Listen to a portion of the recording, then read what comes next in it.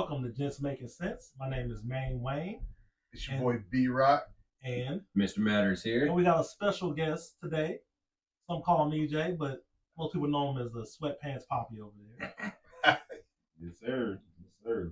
All right. We're going to get it started today. We're going to talk about the culture. Since it is, Black Heritage Month, African American History Month, we're going to start this discussion out. And I'm going to start out with the culture, just talking about the history of the culture.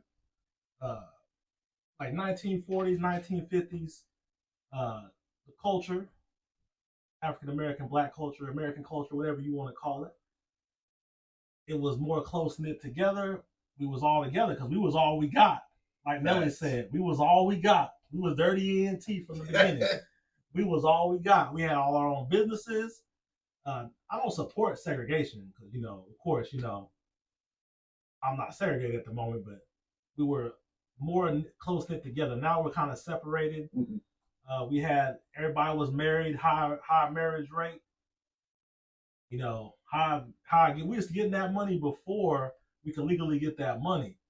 So we just need that hustle back into us, and all that matters. And also during the Civil Rights Movement, that was a great thing, of course. The Fair Housing Act, that civil rights legislation passed. It was supposed to be by JFK, but it was by Lyndon Johnson. But that was a great thing for the culture at the time. We had Martin Luther King, Malcolm X, and everybody Black. Your grandma had them two on your wall, on her wall, when you went in her house. Day one. And if you was at a barber back then, I cut Martin Luther King's hair right in his chin.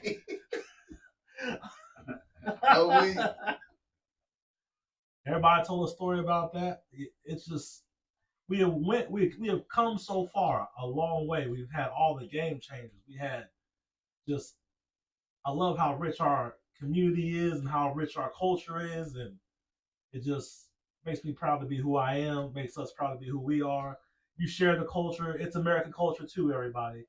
We make everything cool, then the culture follows us. So we're cultural trendsetters, as you know that.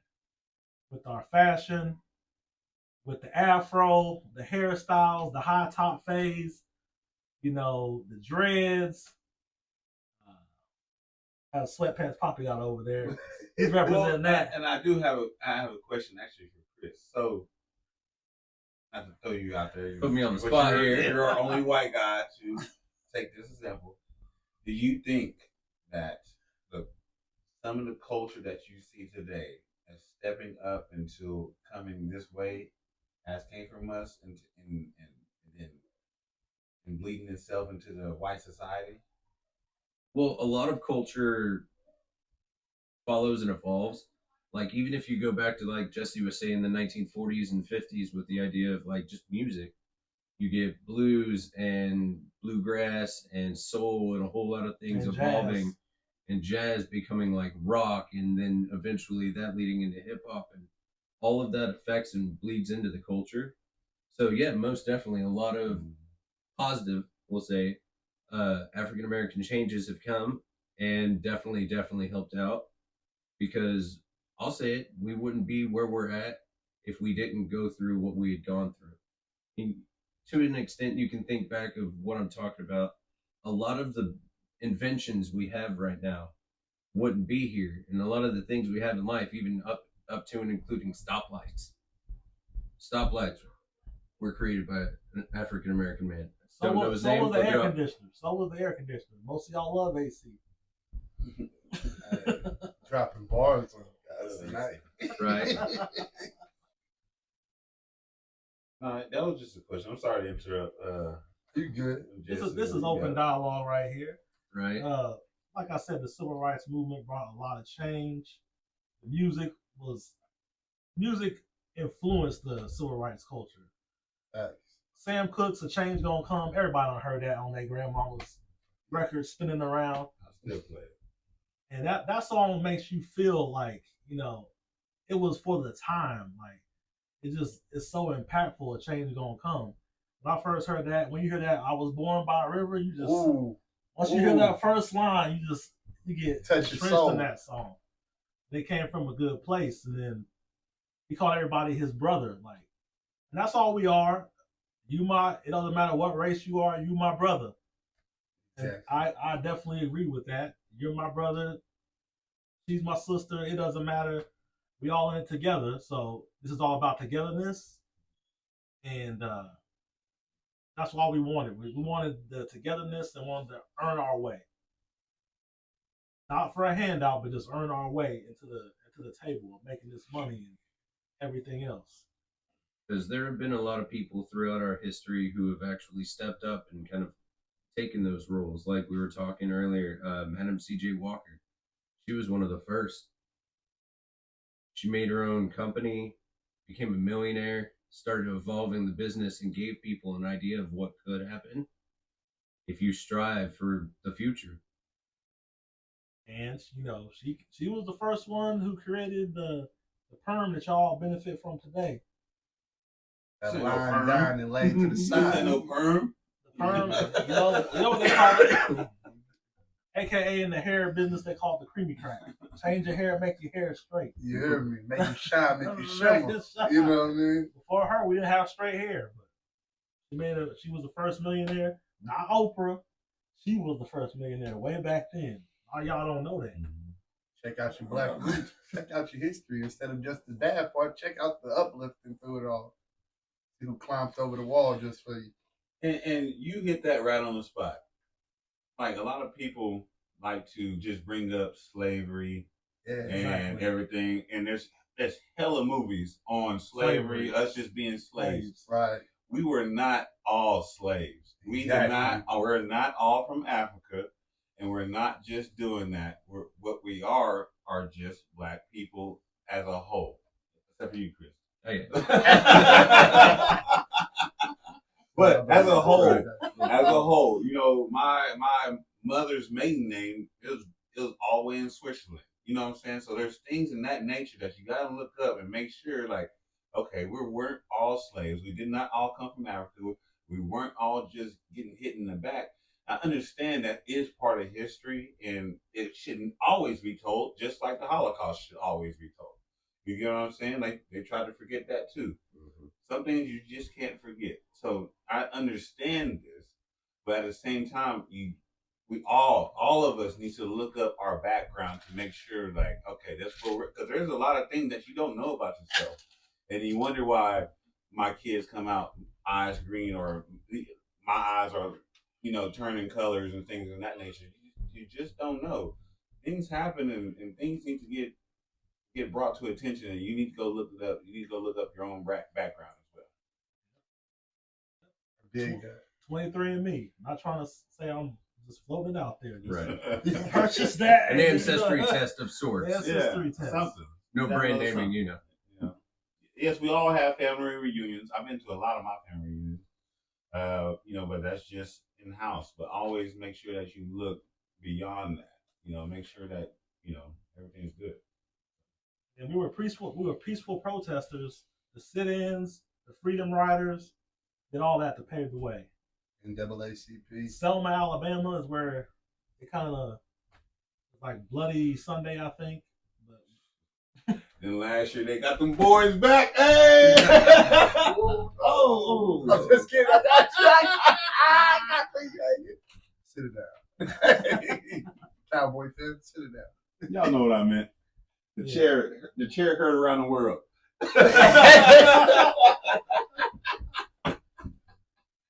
definitely. But no, just leaning into the culture, man, you know what I'm saying? Looking at the shape of the culture through the news, the news shape of culture, you know what I'm saying? Black history, and also just history in general as violence, you know what I'm saying? People being destructive to their own community, to their own areas, but they don't know what's going on within the areas. They don't know what the struggle is for people day in and day out. It's people that got EBTs, people that's living off of paycheck to paycheck, people that got to pick in between rent or medicine. There's certain things that's going on in certain communities that the news just portray as certain people with an aspect of just African Americans just being ignorant and just being rude and just being outspoken and just being loud about everything. But you need to know the ins and outs before the news. Like the script us is that you got to figure out what's going on within them areas before the news try to descript us people as a whole and just know the ins and outs of it before, you know what I'm saying, things go sideways for you. You don't know the ins and outs of what's going on. Because it's all about perspective. You, if you watch a movie, you see one side of it, you see one angle of it. But with this, you need to understand the stories that you hear in the news or what's being said, and then kind of do your own digging. Like we were saying earlier, find the history, find what's happening, find out why we got to this point so that we can fix it. Make sure we're not doing the same stuff over again. History repeating. Facts. And if you look on the news, you see people like me locked up in chains, just doing ignorant stuff. The news always sells negativity. They won't tell you about the 2,000 doctors that just graduated from the school, or Yeah. 9,000 nurses that just graduated from a nursing school, a nursing program. That never gets the pub. But if somebody gets shot, if 10 people get shot in Chicago, then that sells views and clicks and everything like that. And I know how they operate. They operate off of the perception that will get people to clickbait the most. That's the perception. Everything is clickbait, so you gotta watch what you see on the internet and then watch what you hear and then do your own research. You got anything, EJ? Yeah. So my topic is going to be on the breakdown of family, of the black household. No offense to anybody else's, but we're really struggling in that category right now. I am too as well. So it's kind of weird for me to say, but yes. So what we need to do is we have to make sure that we're strong men first before we even we have to be financially stable. We have to act like men and have a whole plan in the situation. If that lady's not gonna go with your plan, as in, hey, this is where I see myself in 5 years, but she's gonna vent you off in this way, we gotta let her go. We can't let that happen. And yes, I'm the person that if anybody knows me, I'm the person saying that. Y'all don't look at me weird. But with that being said, is I always stayed true to I had a 10-year plan, and sometimes it had to get ventured off, but I'm still on that 10-year plan, and with that person with me right now, I'm still headed to that 10-year plan, uh, and not just that plan. Even if you have kids or anything, make sure they are knowing and responsible for what they're doing. We're not supposed to be just letting them do whatever we want. We need to raise them correctly so they can provide. Because what's going to happen is, I'm pretty sure anybody that looks at this right now, some of y'all was raised 20% of a dad, right? This is your chance to raise your kid correctly, and then your son or your kids will have 80% of a dad. Then that next generation, that's 100%. Then we become wealthy. Then we become everything else. So you got to understand that we're living our curses right now. So therefore, our kids can break that curse not just automatically. It's the next generation that comes to it. Yes, we're all working hard and we're making sure that we're doing it correctly, but that is where we're at. Okay, so. And when I say a strong household, it don't have to be a black household either.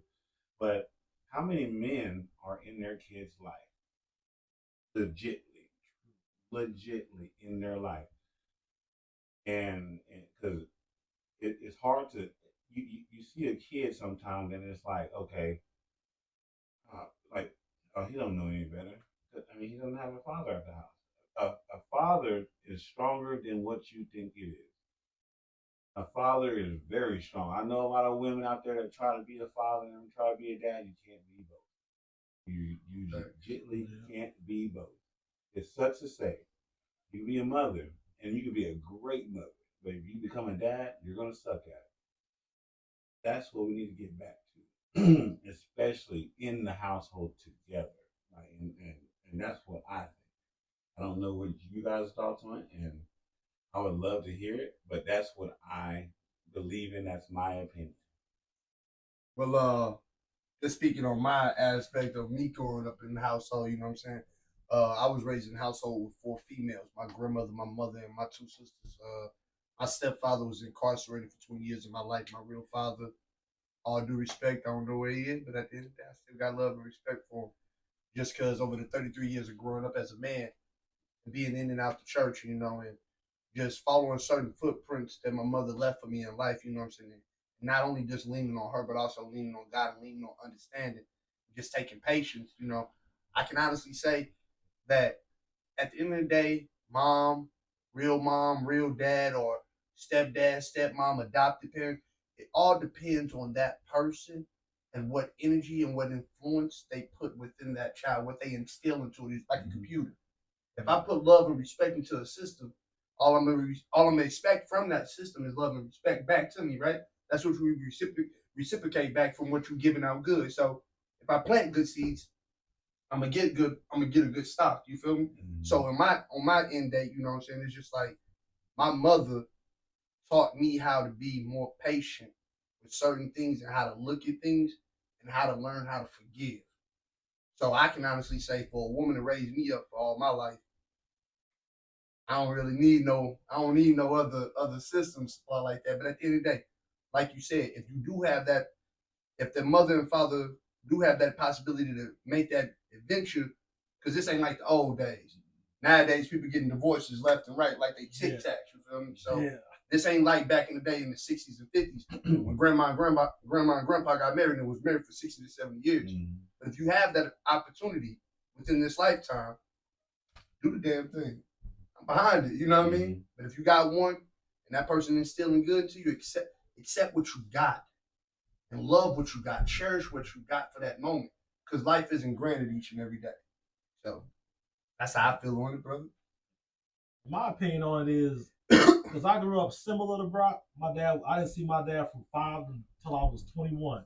But I luckily had four great uncles in my life and an older brother that guided me through everything that I needed to learn through life. So I had those positive male role models in my life that helped me sustain. They were successful. They were owning their own houses. They were my uncle's he did construction for years, built houses. He has 3 houses. He owns 3 houses, so he knew how to get that bread, and he just taught me how to hustle. And they all worked hard, so that was instilled in me. Plus, my mama worked hard, so and they came from a farm in Louisiana, so they was farming. My grandpa owned a farm. We still got farmland back in Louisiana, but that hard work was instilled in them. He went off. He was in the army. He also was a Maytag man. He also was a mechanic. My grandpa got it in and instilled that within the hustle within my uncles and my mom and all of them. That's what built that culture up. And today we just need, for the fellas, only for the fellas, be disciplined. That's all I'm gonna say. Yeah. The discipline is needed. Keep digging your pants, man. Hey, that's me saying it. Keep your dick in your pants. Not even just that. So what we were talking about earlier, as it goes back to like the 40s and 50s, if you look at the family environment, then you had the mom, the dad, potentially the grandma, the grandpa, 6 uncles. But like atomic families, you had a lot of people living together. So you had that social family environment. But as we've evolved due to, we'll just say, changes within our own government and whatnot, they've put out messages of breaking up the family, and now you see a lot of single parent households, things like that. And we need to, as we were saying, not to point fingers at men or women, but we need to be that change. We need to look into bettering our own cultures across both lines. This way we can have that brighter future. And this is my talking point. This is probably gonna be my end one. Not the end of this conversation, but social media.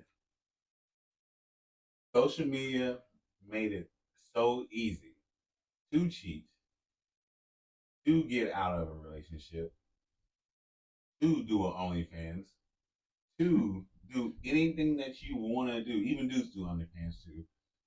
Just to do whatever you want when when life is not really about that. Life is what you have that you're trying to grow, and for social media to come and take the family out the household, because I'm not going to be the one to lie to you. I look at my phone all the time. I'm on YouTube. I'm probably playing the game YouTube, watching sports. But social media has ruined a lot of relationships and ruined a lot of just communication. People don't know how to talk. I'll go out and talk to somebody in public, get anxiety. You know what I'm saying? Or they get anxiety. Nobody knows how to talk to people in person no more. I mean, just social media itself. This goes across everybody. It has ruined a lot of people's lives. So, Just like bro said, social media messes stuff up. Also, I'm not gonna say that the music messed anything up, but within our culture with the music nowadays, it's everybody, you know what I'm saying, fending for themselves. It's people saying that I don't need her, she don't need him, and it's separating the culture of love and the existence of us as a whole and continue to multiply like our parents and our grandparents did in the past. They didn't have all these songs about I didn't need her or I didn't need him. You had James Brown, you know what I'm saying? You had all these other good artists out here always talking about love and peace and trying to bring things together. And nowadays with our music and this culture, it's more about I gotta get my lick back. I gotta, you know what I'm saying? I gotta hashtag, you know what I'm saying? It gotta be something personal, or I gotta divide this person out this group so I can feel better about myself. And it's just music like it used to be, ain't what it is now. It's more push away and just knock you off your pivot. shit, I might go listen to music now. Bow, bow, bow, bow, bow.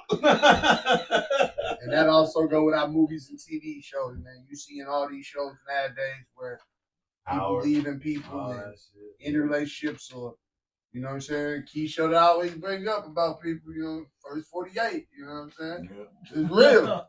It's real out here, you know what I'm saying?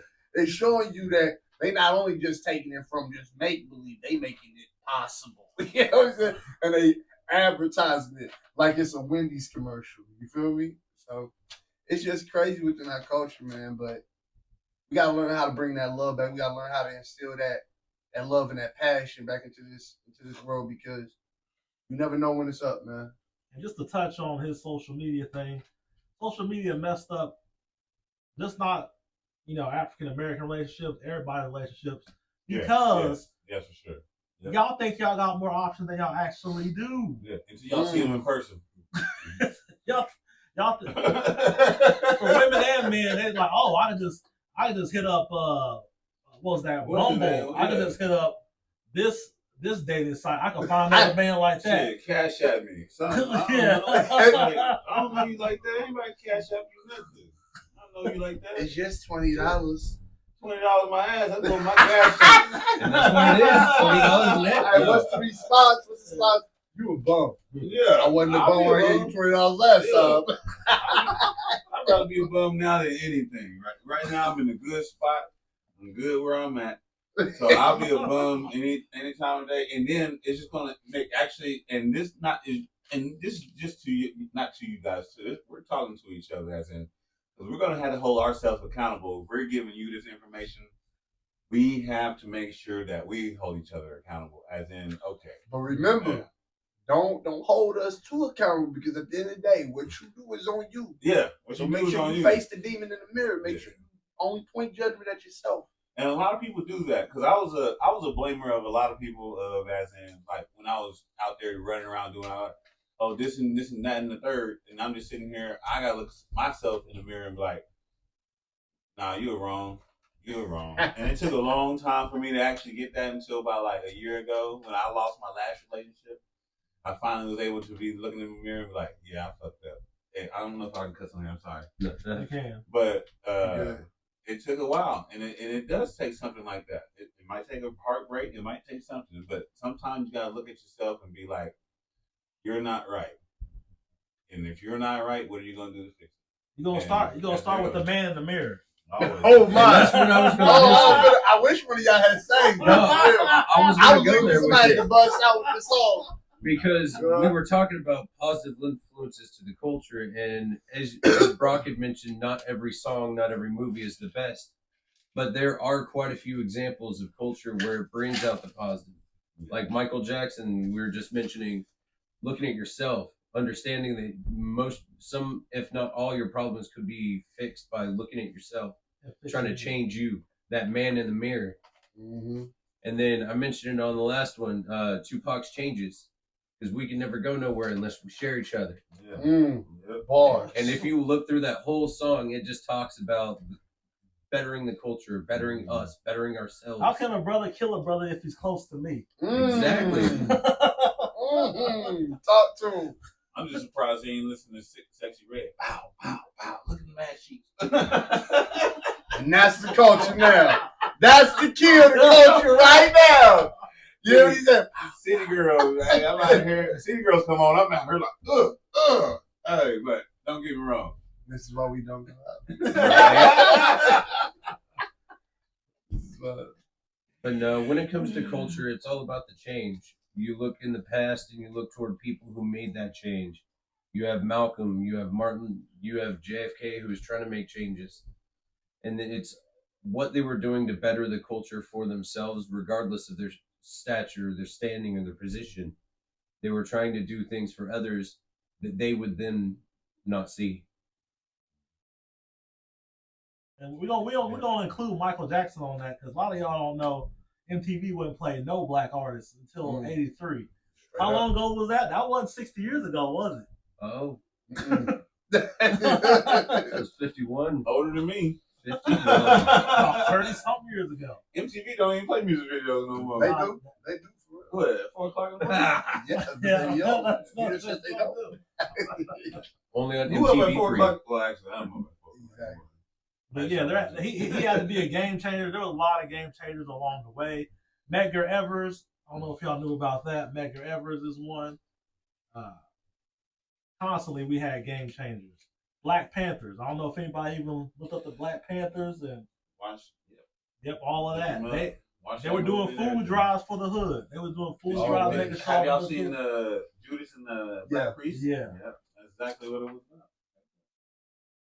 So inform yourself. A lot of people lay it down for you to have this future, for you to make this money, for you to do this.